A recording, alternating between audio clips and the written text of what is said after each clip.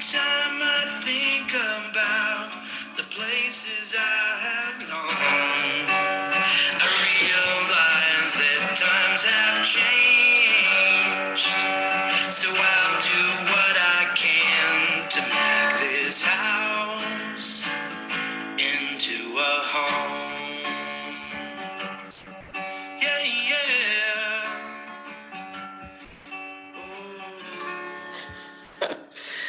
Hey everybody, it's Donna Reed and I'm with Keller Williams, Southern Arizona, and I'm here with my real sibling, Eric Seaman, and I'm with Keller Williams Heritage here in San Antonio, Texas.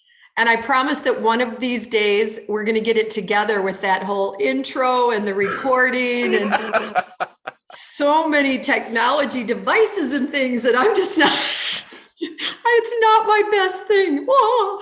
Anyway, we're here as real siblings and we're here to talk a little bit about life in the small town in Ohio where we grew up and how it has impacted our careers in real estate for me in Tucson and for Eric in San Antonio. So this week, we're going to talk about brick. We're going to talk about facades. We're going to talk about masonry, Adobe, burnt Adobe, slump block, limestone, concrete block, all the rocks. But first, Eric's going to talk to you a little bit about some learning that we heard after our last episode. Yeah, so when we're going through this, honestly, this is a learn as we go. We are trying to get better as we go through this. And last episode, we planned on talking about foundations and specifically or intently about a pier and beam foundation of our 1868 home. And as soon as we started the discussion, we followed a rabbit. We started talking basements. We started talking floods. We were not focused on foundations. So based on what we heard and the feedback we got, thank you very much for those of you who are listening and giving us that feedback. I just want to try to explain a little bit better about what I refer to as a pier and beam, also maybe referred to as a post and frame foundation. So the easiest way to do this is to go back to the pioneers, the original colonists, colonials who came over here from Europe. Think settlements like Jamestown and Plymouth, and their first priority was protecting themselves from the elements. So they built simple shelters on the ground. Walls, roof, protect from the rain, protect from the wind, protect from winter storms, things along those lines. But it was a dirt floor. And obviously that having protection around you was good, but you were still on a dirt floor and subject to whatever massive rains you may have, erosion, flooding, bugs, all of those kind of things. So they started to install floors, but then they found that putting wood directly on the ground just trapped pests, gave insects a way in, and really was not an overall solution. So what do? You raise the floors. And this was done with the implementation of a pier and beam or a post and frame construction. So they would use wood, they'd use brick, they may use stone, but they put posts on the ground or sank them into the ground to create a space above the ground. And then on top of that is where they built the frame or installed the beams that actually became the floor of the house. And in doing this, it accomplished several things. It reduced and eliminated moisture into the house. It created a natural air insulation barrier, which we're actually going to talk a little bit about with our brick walls, which helped in climate changes. It reduced insects, rodents, pest infestation. You can imagine keeping baskets of grain and stuff on the floor, in a dirt floor, what that might do. And then it provided a level surface for the exterior and interior walls to be constructed. So, and then finally, I'll say last is it eliminated the need. If you were putting in a fruit cellar, you had to do less excavation because you've raised the floor, which is ultimately the ceiling in that basement or fruit cellar. So you didn't have to dig as deep. You know, I think about the basements that we walked around in and I saw all of that. I just never knew what it was called. When you're, 10 years old or 15 years old or whatever, you don't ask what's the name of that structure. Right? Yeah. You just knew that you walked up a couple of steps to go Yeah. into a house. You Yeah. didn't think about Yeah. it. I mean, when we were in the basement, we Yeah. didn't think about what was How it holding was the house done. up. You Yeah, just didn't.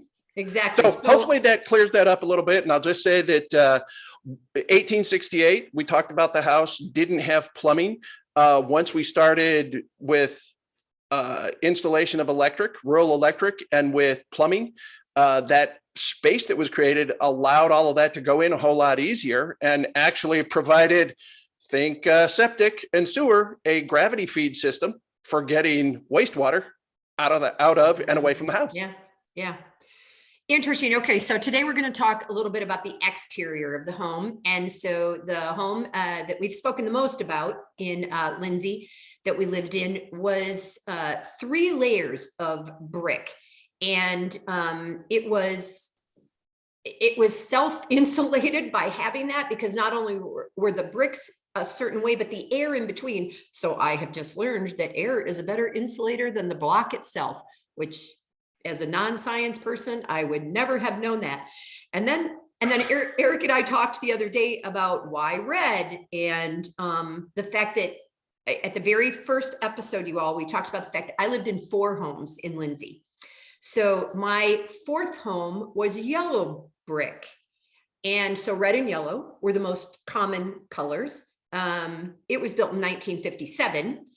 And frankly, I never cut into the wall. So do I know if it was a facade or solid brick? I don't. I could probably go back and find out. I'm pretty confident that was a facade. That was not a solid wall. Yeah, it had wood timber on the inside and interior framing. It was a facade, and it was 4-side brick. Yeah. But the yellow color they could do at that point, they were either adding more cement, because that brick age was the longer brick that we talked about. It was like a 12-inch brick. Had the texture in the rib down the front side. Yeah. And they did that by changing the amount of cement and slate into the brick. Yeah. Is how they changed color. And originally red brick was because of the clay. Yeah, exactly. Which we'll talk about a little bit about Adobe. But as we think about where we live now, and we're talking rocks as compared to wood frames. So Eric, in San Antonio, I love what I see there. I don't know if the houses are solid or just decorative. There are some. So one of the earliest historic districts in town is the King William district. And that was German settlers, and they are solid limestone walls. I actually had a chance to tour one this spring that's on the market. Actually, the San Antonio Preservation Society is currently housed in it. The entire grounds are listed for $4 million. Is that down by the Alamo? Is that like it's down around the corner from the Alamo and La Villita, and it's Southtown is what they would refer to it now, but the King William district specifically. And it's one of those ones where it was limestone rock, and they were probably 12 to 14 inches thick. Wow. And stacked. So they were, each rock weighed a ton that had to be lifted and hoisted and put into place. And don't you also, and here we go, the rabbit hole thing, but I'm thinking limestone. So aren't some of the fences out there that I see out in rural San Antonio also limestone? Like they use there are. I mean, you get out into the hills, and I live in Bandera County, the hill country. And I remember when we moved in here, the one time Dad had a chance to visit before he had passed away, he's like, "Why did you buy 6 acres of rock?" Right. And I have built retaining walls. It's what holds my driveway in place. It's dry stacked, and people turn it into fences, similar to what they did, I guess, think Ireland and Scotland, right, where you see all of those fences, and that's all just rock they removed from the fields, trying to get the fields ready to go, and stacked up and made really, really nice fences in between. So there's some of that going on too. So from a limestone perspective, because I've never lived in a limestone house, and we have stayed, I think, in some Airbnbs like that, at least are partially that, and they're just like concreted and whatever put together. They don't cut the rock, right? The rock is. No, it depends. They can do rough, and they can do cut stone. I mean, there's lots of options. I mean, similar to a neighborhood that's got a lot of stucco. Yeah. Where you've got certain shades or colors that you can paint the stucco based on the restrictions in the neighborhood. Yeah. There's limestone, and they picked like 6 different sets of colors. Some of it has a little more gray, some of it's more white, some of it may have a little bit more iron in it, so it's going to have a little red to it. There's even some that picks up a little copper, so it turns green. Yeah. And they do combinations of the stone that way to create variety. the look. There's one that everybody just kind of refers to generically as the giraffe pattern, because you take a look at it and it's got these dark brown ones in amongst some of the lighter limestone, and it just looks like spots on a giraffe. Fun. So now in Tucson, and I was thinking about this when you just mentioned Ireland and Scotland, which, by the way, maybe when I'm in Scotland, I'll get some pictures of some of those. But and post on our website that and post on our website that we're working on. Yeah. So the here it was Adobe, right? So people use what they had. And so here in Arizona, Adobe was, a mishmash of the dirt, the sand, straw, whatever there could be, and then just dried in the sun. So that was some of the original, structures here. And over time, one of my favorites is in a parking lot kind of near where I live. It's a cigar shop now, but you can see the roof has bowed over time, but they've kept the traditional Adobe. Now, part of the reason people don't do that anymore and they started baking them is because, like you were saying, it lent itself to bugs and things. So, you got because the Adobe was made with straw, right? That's one of the things that, right? they mixed in Gravel. a certain amount of organic material besides the rock. Exactly. And then they would put it in a wood frame. And then as it got hard, then they would just let it dry in the sun. And that, became what it did. And then eventually they started baking. They would do the same thing. They'd have the frame and then they would bake it. And then, I think I said to you earlier that then we have Slump Block. And I'm like, okay, I know that Slump Block. I know it's different than Adobe. They look the same. They're bigger than traditional bricks, but didn't really know the difference. So I'm learning that it's more concrete. And what I found was, as I was researching the difference between like the insulation factors. So one of, the Adobe is a better insulating product, but the Slump Block is more uniform and keeps things totally dry. So everything has its kind of better or worse durability. And so what are you looking for? And then just before we started recording, I was telling you about talking to this appraiser about the block houses and concrete block. And if they were filled or if they weren't, but it's fascinating to me to learn the differences and why people and builders choose certain things. And also, we as realtors, do we know enough to relay that information when in fact they're just looking to see if the kitchen is modern, right? Yeah. Thank you, HGTV and DIY. Exactly. I don't know who, the show that I consider to really be the precursor there was Trading Spaces, and there was one filmed here just right down the road from us about the tail end of when Trading Spaces was moving on. Yeah. But yeah, they focus on the interior and not the exterior of the house. It's kind of the secondary. It's like, oh, that's cute. Let's go inside. Right. And I know that San Antonio, like Tucson, we have these subdivisions. And when people first move here, they're like, everything's tan, yeah, it is. But with brick, and we've talked about facades. So part of what people have done or builders have done is, okay, to have some variety, we're going to make this red brick house, but we're going to use yellow bricks to frame the window.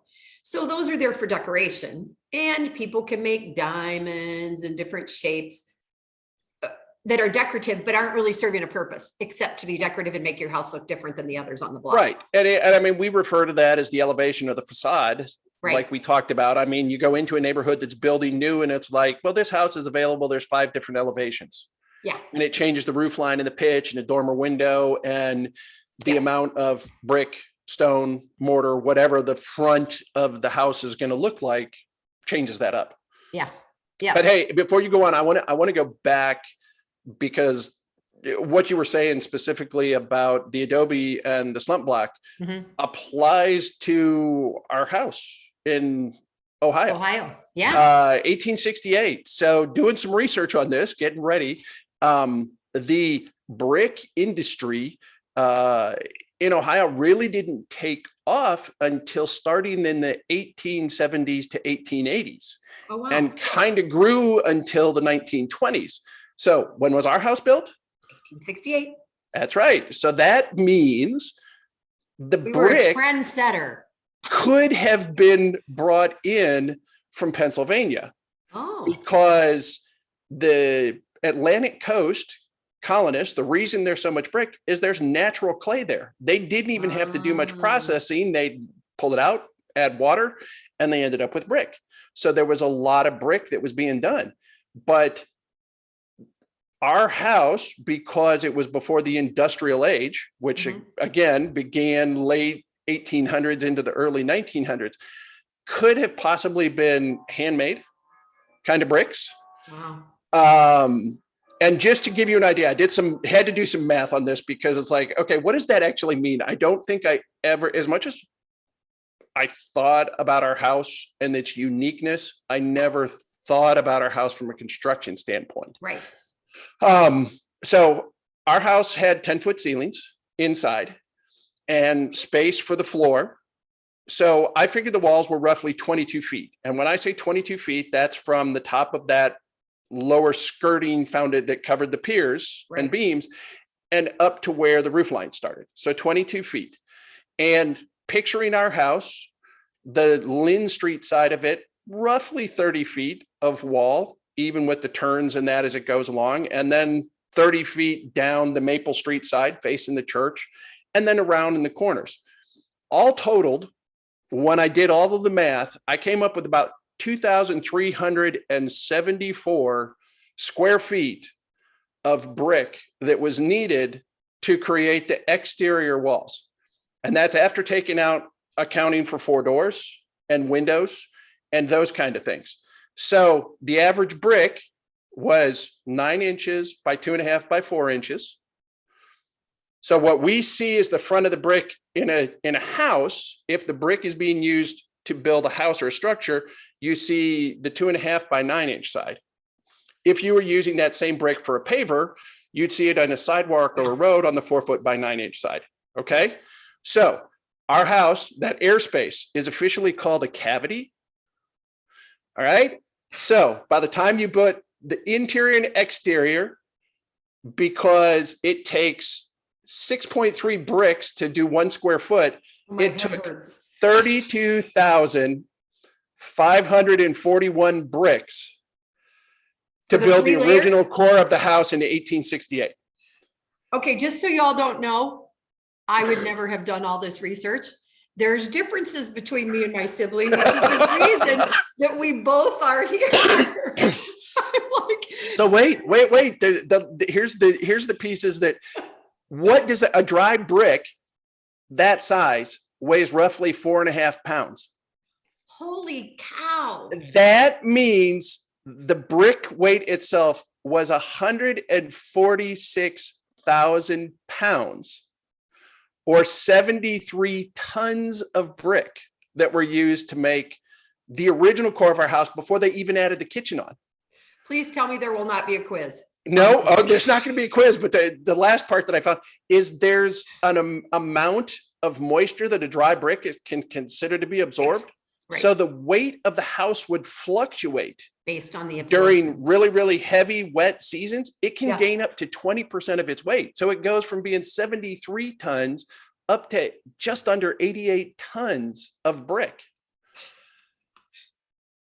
The railroad wasn't in place yet. The whole reason I started checking the railroad is the railroad at that time would have been the Toledo Sandusky Railroad, which became part of the Lakeshore Southern Michigan Railroad in the 1870s. Yeah. So if it was brought in, it had to bring all of that weight from somewhere on the East Coast because it wasn't being manufactured. And if it was manufactured locally, they made 73 tons of brick somewhere in and around Lindsay, maybe even the kiln in our yard. Who knows? Oh my So word. how's that for some? Yeah, you told me that factoids? you told me you worked on numbers. I was like, I didn't know what kind of numbers you had. I wanted to blow your mind. Did I blow your mind? It blows my mind. That's right. That was that emoji you kept sending me. You know, um, what's all I, this is what I'm thinking about. The three little pigs, that's why they couldn't blow down the brick house, right? Yeah, there was That's right. no way that, that the wolf was going to be able to blow down. That's right. And before we wrap this up, because I know we got to be getting close, there are some real estate investors that only will buy brick, Adobe, rock homes because less maintenance, definitely sturdy. Now building on pads out here, which is another thing, right? You don't have that big foundation underneath, but people know that the wear and tear and the maintenance is less. And I have a friend that owns like 12 houses. They're all brick. They won't only look at the Well, and okay, so I said a hand thrown brick that wasn't sent through the kiln was considered a soft brick and expected to only survive about 30 years. The house was built in 1868 and here we are in 2022. So has the brick done a little bit better than its 30-year life? It's done. Yeah, that's the Yeah. hindsight. See, yeah, that's somebody out there going, told ya. Done pretty darn well. The wood siding that had termites and everything else. Yeah. And Yeah. yeah, brick and limestone down here, common in the new builds. Yeah. Up until the 1940s, we were still a lot of wood. Yeah. Had transitioned from the hard quarries to the limestone quarries to the wood because it was more easily attainable, shippable, buildable, Yeah. stackable, everything. I mean, you can imagine the limestone. To the end where we're not over abusing our time for people. Yeah, we're close. We started we're at 21 minutes. So okay, so we need to wrap things up. We need to wrap it up, and we hope that you have learned a little bit. I know I've learned a little bit. Just doing this for me is a learning experience, and that if you have questions, truly, you know, if you want to know more about Adobe because you've never been to the desert, or if you've never seen a limestone house, as we move forward, our website realsiblings.com. Woohoo! Coming in the future.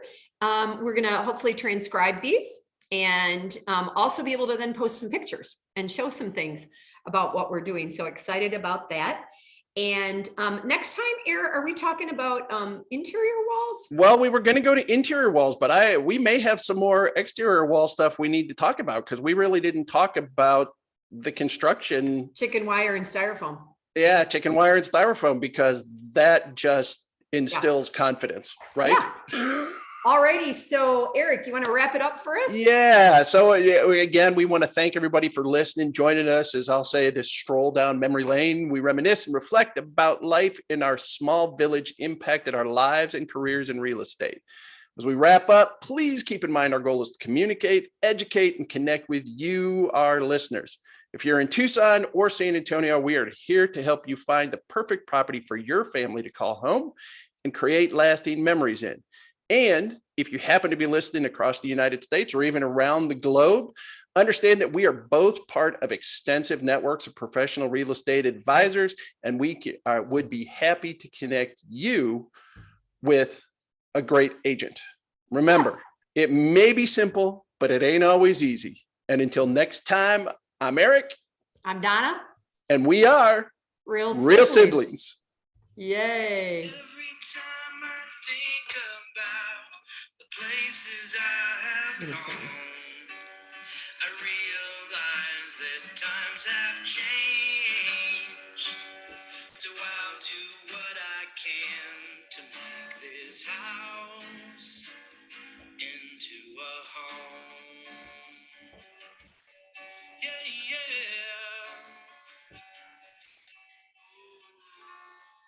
yeah. All right. Thanks for all. joining us.